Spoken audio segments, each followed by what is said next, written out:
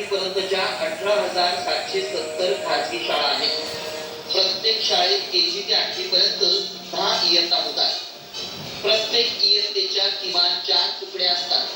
तर प्रत्येक तुकडीत किमान 50 विद्यार्थी असल्यामुळे प्रत्येक इयत्तेत 200 विद्यार्थी असण्याची शक्यता आहे. याप्रमाणे प्रत्येक शाळेत अंदाजे किमान 2000 विद्यार्थी शिक्षण घेतात. तर प्रत्येक विद्यार्थ्याच्या पालकांना पुस्तक आणि वह्यांसाठी 3.5 ते 10,000 रुपयांचा खर्च येतो. त्यामुळे सरासरी 5,000चा खर्च विचारात घेतला तरी एका शाळेतील विद्यार्थ्यांच्या पुस्तकांच्या माध्यमातून 1 कोटी रुपये होतात. यानुसार राज्यात खासगी शाळा पुस्तकांच्या माध्यमातून पालकांकडून 8 ते 10,000 कोटींची लूट करत असल्याचं समोर आलंय. आणि ते सुद्धा NCERTचे नियम पायदळी करून.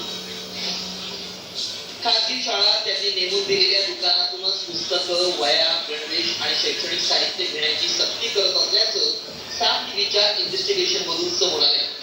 मात्र या सक्ती मागे असते ती कमिशनखोरीची मोडस ऑपरेंडी. याबाबत पालक संघटनेनं खासगी शाळांवर गंभीर आरोप केलाय. कारण त्याला सगळ्यांशी बोललो, पालकांशी बोललो आणि त्याच्यावर उघड केलं. त्याच्याप्रमाणे 60-40 ही पार्टनरशिप शाळेची प्लस त्या मोठ्या मोठ्या पब्लिशरची असते. जेव्हा CBSEने नॉर्म्स दिले आहे की NCERTला फॉलो केलं पाहिजे, NCERTचे पुस्तक घेतलं पाहिजे, तर शाळा कितपत त्याला फॉलो करते.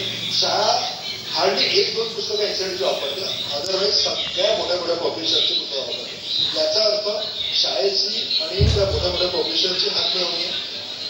फक्त पुस्तकच नाही तर गणवेश, शूज, दप्तर अशा अनेक गोष्टींच्या माध्यमातून खासगी शाळा नफेखोरी करून गब्बर बनतायत. त्यामुळे नफेखोरी करणाऱ्या तसंच पालकांवर हजारोची पुस्तकं खरेदी करण्याची सक्ती करणाऱ्या आणि हजारो कोटींची लूट करणाऱ्या शाळांवर शिक्षण खात्यानं कारवाई करण्याची गरज आहे.